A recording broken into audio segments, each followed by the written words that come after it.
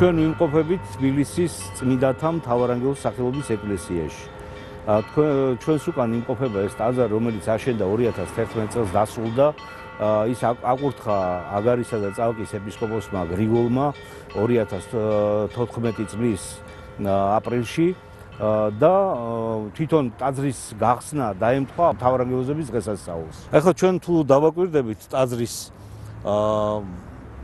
შესასვლელს, დავინახავთ, რომ გამოსახული არის სამი გამოსახულება სტოის თავზე. ეს არის ორი გირჩი, ასე ვთქვათ, სოფლიოს აღნიშნა, ანუ მთელი, ასე ვთქვათ, სოფლიოს მოცულობა. მის თავზე არის აყვავებული ჯვარი, აფრენილი ჯვარი, რომელიც მიანიშნებს იმაზე, რომ მხოლოდ ჯვრით, მხოლოდ ქრისტიანული ცხოვრებით არის საშუალება იმისა, რომ ადამიანი მიუახლოვდეს აი იმ ზემოთ ამყოფ, ასე ვთქვათ, გამოსახულებებს, ანუ სამოთხეს. ეს არის ვაზი და ეს არის ბროწეული, რომელიც სამოთხეს სიმბოლურად გამოსახავენ. თვითონ ფანჯარა, რომელიც შემკული არის მე-12 საუკუნის კვეთის, ასე ვთქვათ, ნიმუშით, ჩუქურთმის ნიმუშით, გამოსახავს სწორედ აი ამ შესასვლელს სამოთხეში. და თვითონ უფალი, რომელიც ამაღლებული არის ანგელოზების მიერ, მიანიშნებს იმის შესახებ, რომ ადამიანმა განხტოვდეს და ავიდეს უფალთან საბოლოოდ. ახლა ჩვენ ვიმყოფებით ტაძრის სტოაში. აი ჩვენ თუ დავაკვირდებით, გამოსახული არის 4 მახარებლის ხატები, ქვაში გამოკვეთილი და ქვაში გამოკვეთილი არის იმიტომ, რომ ქვა მიანიშნებს, ასე ვთქვათ, სიმტკიცეს, მიანიშნებს კლდეს და ჩვენ გვახსოვს, რომ პეტრე მოციქულს უთხრა, რომ კლდეს აზედა აღვაშინო ეკლესია ჩემი, ანუ მახარებლები, რომლებიც გვასწავლიან თუ როგორ უნდა შევიდეთ სასუფეველში, როგორ უნდა დავიწყოთ ეკლესიური ცხოვრება, ანუ იმ ისტორიას გადმოსცემენ, რაც ქრისტემ გვასწავლა და დაგვიტოვა. აი ეს, ასე ვთქვათ, ქვის ხატები არიან სწორედ მიმანიშნებელი იმისა, რომ მხოლოდ სახარებისეული სიმართლით, სახარებისეული სიბრძნით არის შესაძლებელი შევიდეთ სწორედ იმ სასუფეველში, რასაც ქვია ქრისტესთან მყოფობა. თქვენ თუ დააკვირდებით, ორი ღირსი მამა, ათანასი ათონელი და დავით გარეჯელი არის ხატები, ესე ვთქვათ, დაბრძანებული მარჯვენა და მარცხენა მხარეს.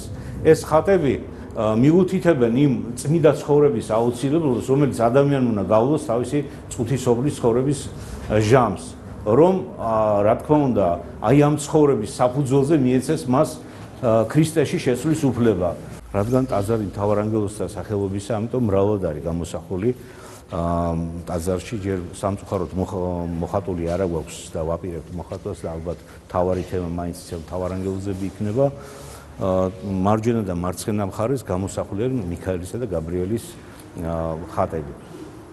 და თუ დავაკვირდებით, აქაც გარკვეული სიმბოლოა ჩადებული.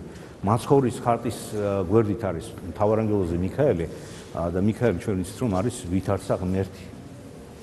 და ასე ვთქვათ, ის მთავარანგელოზთა სარდალი და უფროსი, რომელიც ხელმძღვანელობდა სატანის დამარცხებას.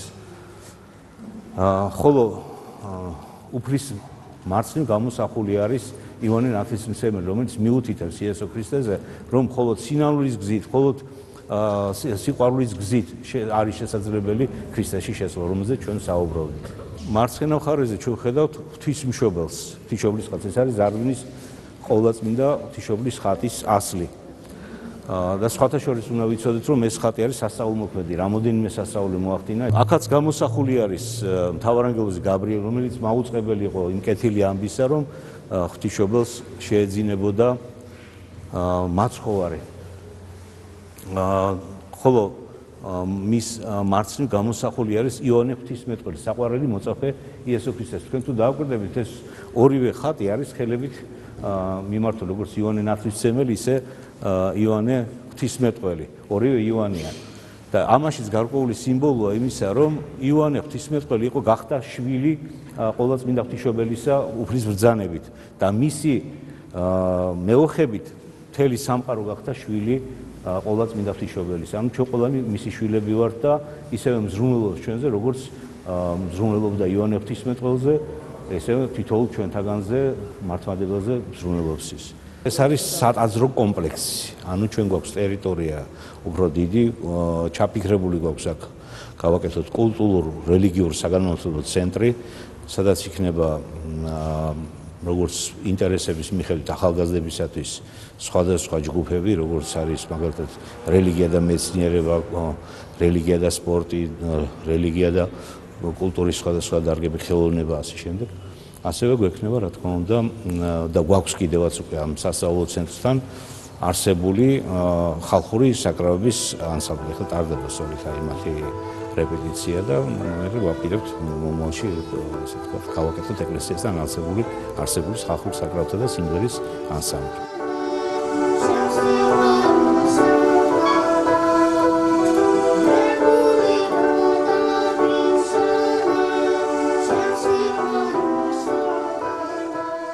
საძირკველი როცა ჩავასხეთ, ჩაიდო კაფსულა ამ ტაძრის საფუძველში, სადაც იყო ლოცვა დაწერილი მთავარანგელოზების მიმართ, ტროპარი და მე ხელმომწერები ვთხოვდით, რომ უფალს და მთავარანგელოზებს, რომ სიყვარული დაძდებოდა ამ ტაძარს საფუძვლად. ანუ საძირკველი ყოფილიყო ღვთისა და მოყვასის სიყვარული.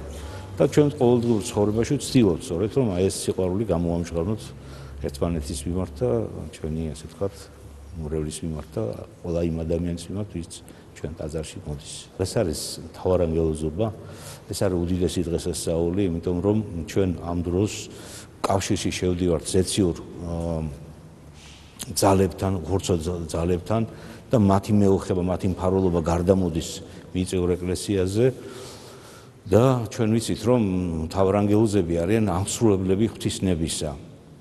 და ისინი განაპირობებენ ადამიანის სულიერ თუ ხორციელ ცხოვრებას და ის კავშირი, რომელიც არსებობს, აი ამ დროს განსაკუთრებული კავშირი, ვლინდება იმაში, რომ თუ ადამიანი მოდის მთავარანგელოზის სახელობის ეკლესიაში, ტაძარში, ლოცულობს, ღებულობს მონაწილეობას აი ამ დღესასწაულში, ამით არა მარტო თავის თავს ლოცვავს, არა მარტო თავის სულიერ ცხოვრებას აღამაღლებს, არამედ ეს არის ლოცვა სრულიად საქართველოსათვის, ეს არის ლოცვა სრულიად მართლმადიდებელი ერისათვის, იმიტომ რომ ჩვენ ვიცით სახარებიდან მეორედ მოსვლის ჟამს ქრისტე მოვა თავის ანგელოზებთან ერთად.